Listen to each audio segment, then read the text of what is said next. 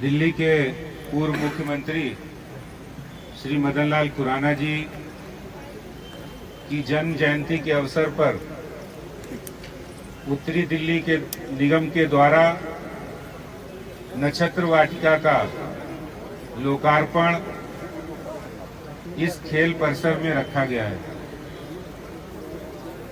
आज के इस अवसर पर मंच पर उपस्थित आज के कार्यक्रम के उद्घाटनकर्ता और भारत सरकार के केंद्रीय वित्त राज्य मंत्री और युवा मोर्चा में बहुत ऊर्जा और संघर्ष के साथ काम करने वाले कर्मठता के साथ पूरे देश के अंदर युवाओं की आवाज बने ऐसे आदरणीय अनुराग ठाकुर जी, उनके लिए जोरदार तालियों के साथ उनका स्वागत अभिनंदन करेंगे। हमारे इस नई दिल्ली लोकसभा क्षेत्र की लोकप्रिय सांसद बहन मीनाक्षी लेखी जी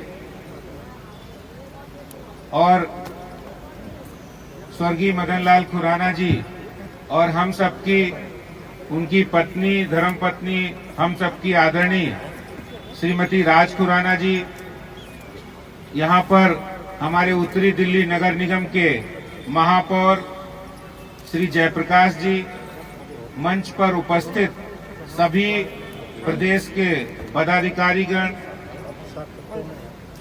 इस वार्ड की अध्यक्ष राहुल मेहता जी, इस जिले के अध्यक्ष श्री राजेश गोयल जी और सभी यहाँ के वरिष्ठ कार्यकर्ता साथियों, भाइयों और बहनों, यहाँ पर बहुत सालों तक विधायक रहे ऐसे सुभाष सचदेवा जी भी हैं, हमारे पार्टी के प्रवक्ता हरीश खुराना जी भी हैं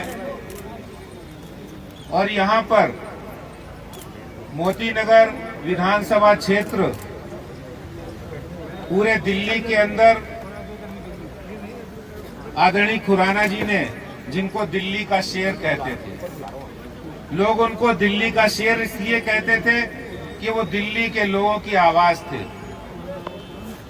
स्वयं को दिल्ली का पुजारी, दिल्ली को एक मंदिर मानकर उसका पुजारी के रूप में काम करने का जिन्होंने संकल्प लिया था, ऐसे श्रीमान मदन लाल खुराना जी आज हमारे बीच में नहीं है, लेकिन दिल्ली में उनके द्वारा किए गए काम उनकी याद के रूप में जरूर हमारे बीच में है।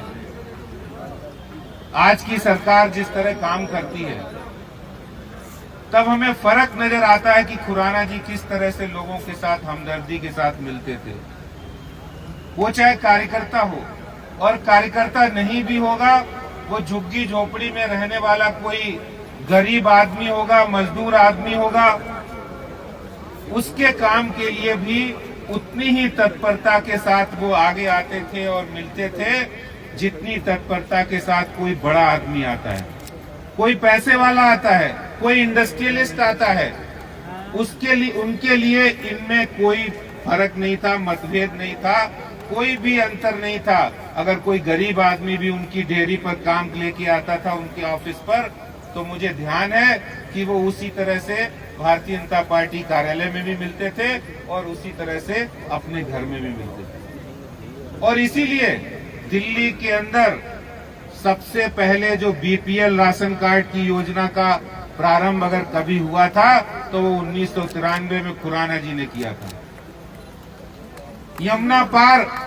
जमुना पार पिछड़ा क्षेत्र था, जमुना पार विकास बोर्ड बनाने का काम अगर किसी ने प्रारंभ किया था तो वो खुराना जी थे। अनेकों देन है। दिल्ली के अंदर पानी का संकट होता था, दिल्ली हरियाणा पंजाब के साथ जो पानी का समझौता हुआ, जिसके बाद 800 एमजीडी पानी दिल्ली को मिलना प्रारंभ हुआ, वो खुराना जी की देन थी। अनेकों योजनाएं, दिल्ली मेट्रो का प्रारंभ खुराना जी के प्रयासों से हुआ। उस समय अटल जी प्रधानमंत्री होते थे, खुराना जी की पहल पर उन्होंने दिल्ली मेट्रो की शुरुआत कराई थी। दिल्ली के अंदर 12 कॉलेजेस की स्थापना, आधारशिला रखने का काम खुराना जी ने किया था। दिल्ली की जनता को अनेकों विकास की सौगात देने का काम खुराना जी ने किया था। आज दिल्ली के लोग जो मुख्यमंत्री हैं, जो सरकार में हैं, उन्हें जरा आईना दिखाने का काम भी करना चाहिए। किस तरह से वो दिल्ली की जनता को लगातार झूठ बोल रहे हैं, लगातार भ्रमित कर रहे हैं। मैं अभी हाल ही में 2 दिन पहले मैंने एक प्रेस वार्ता की। अनुराग जी से मैं ध्यान आकर्षित करना चाहता हूं। खुराना जी ने एक किसान भवन बनाया था आजादपुर मंडी में। जो किसान बाहर से आते हैं वो वहां पर रहने के लिए उनको सब्सिडाइज रेट पर खाना और रहने की सुविधा मिलती थी। इस सरकार ने वो किसान भवन में 96 कमरे हैं वो बंद कर दिए। और बंद क्यों कर दिए? क्योंकि उन्होंने अपने विधायक लोग, वहां का जो चेयरमैन है, उन्होंने अपने होटल बना लिए हैं और उन होटलों में वो किसान मजबूरी में आके 10 गुने 20 गुने दामों पर आके उन्हें रुकने पर मजबूर होना पड़ता है। ये इस सरकार की करतूत है। 12 कॉलेजेस जिसकी स्थापना खुराना जी ने की थी, उनकी टीचर्स की सैलरी इस कोरोना संकट में पिछले 6 महीने से नहीं दी है। ये दिल्ली सरकार के काम है। तो वास्तव में दिल्ली के लोगों के लिए, दिल्ली के लोगों के साथ हमदर्दी करते हुए काम करने का अगर कोई सीखने की बात है तो वो खुराना जी से सीखने की जरूरत है। जब वो यूडी मिनिस्टर थे, मैं देखता था कि उनके यहाँ पे हमेशा भीड़ लगी रहती थी। कोई भी काम लेके जाता था सामान्य से सामान्य व्यक्ति, चाहे कोई पुलिस से संबंधित काम हो, एमसीडी से संबंधित काम हो या उनकी पर्सनल कोई परेशानी हो, तो उससे इतनी हमदर्दी के साथ मिलते थे कि हर कोई व्यक्ति अपना समझता था उनको। और यही मैं समझता हूं कि राजनीतिक जीवन में, सार्वजनिक जीवन में ये एक बहुत बड़ी उनसे सीख लेने की हम लोगों को जरूरत है। आज जो भी राजनीति में है, चाहे वो निगम पार्षद हैं, पार्टी के पदाधिकारी हैं या चुने हुए प्रतिनिधि हैं, बहुत सारी बातें वो अपनी परेशानियां भूल जाते थे। हर कोई व्यक्ति उनको अपना समझता था। और आज ऐसे लोकप्रिय जननेता, उनसे उनकी इस जन्म जयंती के अवसर पर मैं उनको कोटि कोटि नमन करता हूं, हृदयगत नमन करता हूं कि खुराना जी आज हमारे बीच में होते तो शायद दिल्ली का नक्शा कुछ और होता, दिल्ली और विकास के रास्ते पर जाती। लेकिन दुर्भाग्य से आज हमारे बीच में नहीं है।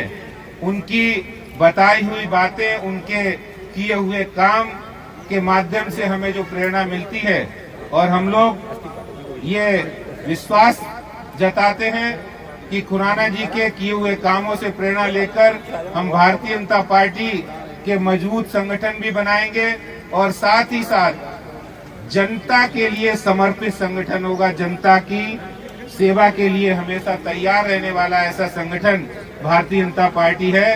कोरोना संकट में 6 महीने में हमारे सांसद हों, विधायक हों, पार्षद हों, पार्टी के पदाधिकारी हों, सबने जी जान लगाकर लोगों की, जरूरतमंदों की सेवा करने का काम किया है। मैं आज के इस अवसर पर आदरणीय स्वर्गीय मदन लाल खुराना जी को श्रद्धांजलि और पुष्पांजलि अर्पित करते हुए, उनको कोटि कोटि नमन करते हुए आप सबको नमस्कार करता हूं। बहुत बहुत धन्यवाद। जय हिंद, जय भारत, भारत माता की, भारत माता की। मदन लाल खुराना, मदन लाल खुराना, मदन लाल खुराना। आभार रहे।